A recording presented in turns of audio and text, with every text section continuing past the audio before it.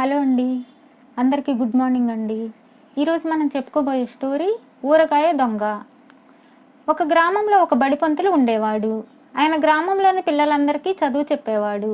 గ్రామస్తులు తమకు తోచినది తృణమో ఫణమో ఇస్తూనే ఉండేవారు. కానీ దానితో పంతులు దరిద్రం తీరేది కాదు. ఎందుకంటే ఆయనకు గర్భదారిద్ర్యంతో పాటు గంపెడు పిల్లలు కూడా ఉన్నారు. ఆ ఊరి కరణం కాస్త కలిగినవాడు.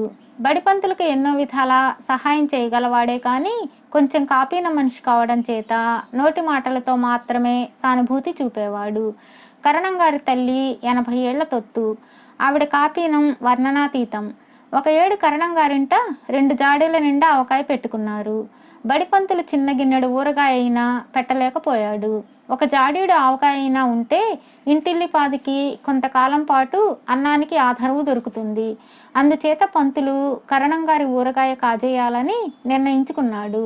ఒకరోజు దీపాలు పెట్టే వేళ కరణం గారింటికి వెళ్ళి అది ఇది మాట్లాడి అందరూ పనుల మీద ఉన్న సమయంలో వెళ్ళి వస్తానని కేక పెట్టి వంట ఇంట్లోకి వెళ్ళి ఊరగాయ జాడి ఎత్తుకొని దొడ్డిదో ఉన్న చీకట్లో పడి తన ఇంటికి వచ్చేశాడు. మర్నాడు పొద్దుటిదాకా కరణం గారింటి వాళ్ళు ఊరగాయ దొంగతనం మాట తెలుసుకోనే లేదు. ఎవరెత్తుకుపోయి ఉంటారా అని కరణం గారు అనుకుంటుంటే ఆయన భార్య, ఇంకెవరు, ఆ దరిద్రుడు పంతులే అయి ఉంటాడు. నిన్న చీకటి పడే వేళ వచ్చాడు. ఆ తర్వాత మన ఇంటికి ఎవరూ రాలేదు కదా అన్నది. చిచి, పాపం పంతులు దొంగతనం చెయ్యడు అన్నాడు కరణం గారు. ఎందుకు చెయ్యడు? దరిద్రం ఏమైనా చేయిస్తుంది. నువ్వు వెంటనే గ్రామాధికారితో చెప్పి పంతులు ఇల్లు సోదా చేయించు. పోయిన జాడి దొరక్కపోతే అప్పుడు అడుగు అన్నది కరణం తల్లి. కరణం అలాంటి పనికి సమ్మతించలేదు. ఒకవేళ పంతులు ఇంట జాడి దొరికినా తనకు ఊళ్ళో మర్యాద పోతుంది. కరణం గారే నన్ను ఊరగాయ పట్టుకు పొమ్మన్నారు అని పంతులు అన్న పక్షంలో అందరూ నమ్మేస్తారు. ఎందుచేతనంటే పంతులంటే తనకు ఎంతో అభిమానం ఉన్నట్లు ఊరందరికీ కరణం కనబరుస్తూ వస్తున్నారు. పంతులు ఇల్లు సోదా చేయించడం పరువు నష్టం. ఊరగాయ జాడిపోతే పోయిందిలే అన్నాడు కరణం. అదేం మాట, ఇవాళ ఇదయింది, రేపు ఇంకొకటి అవుతుంది. ఈ దొంగతనం ఏదో విధంగా రుజువు చేయాల్సిందే. నేను ఒక ఉపాయం చెబుతాను. మనం నెల రోజుల పాటు తీర్థయాత్రల మీద పోతున్నామని చెప్పి మన భోషాణం పంతులింట ఉంచు. ఆ భోషాణంలో నేను కూర్చుంటా.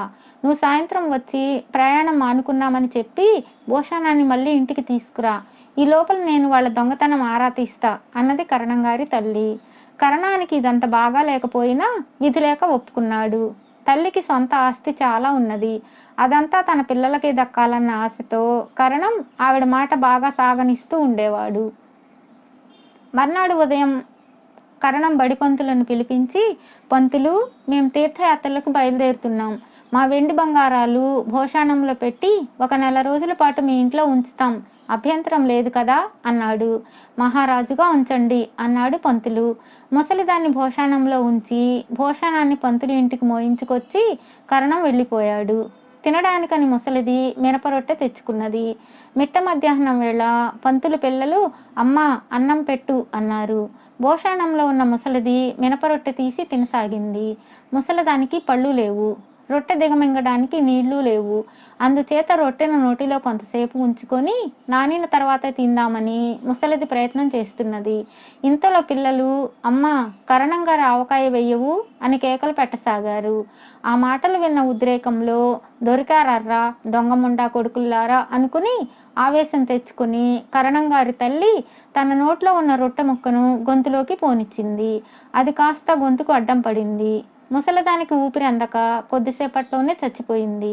ఆ సాయంకాలం కరణం గారు పంతుల ఇంటికి మనుషులను పంపాడు.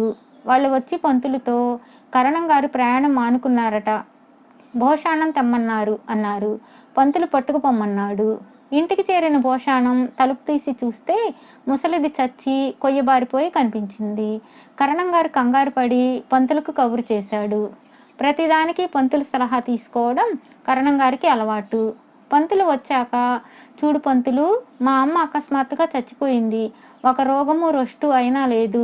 ఈ సంగతి ఊళ్ళో తెలిస్తే ఆవిడ డబ్బు కోసం నేనే చంపేశానంటారు.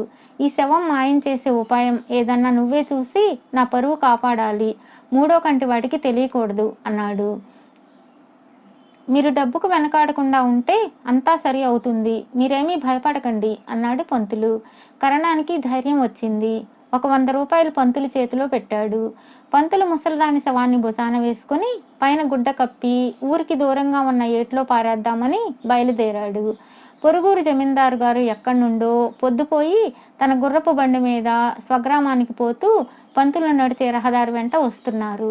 పంతులు కంగారు పడ్డట్టు అటు ఇటు పరిగెత్తి గుర్రపు బండి దగ్గరకు వచ్చాక ముసలిదాన్ని గుర్రాల ముందు జారవిడిచాడు.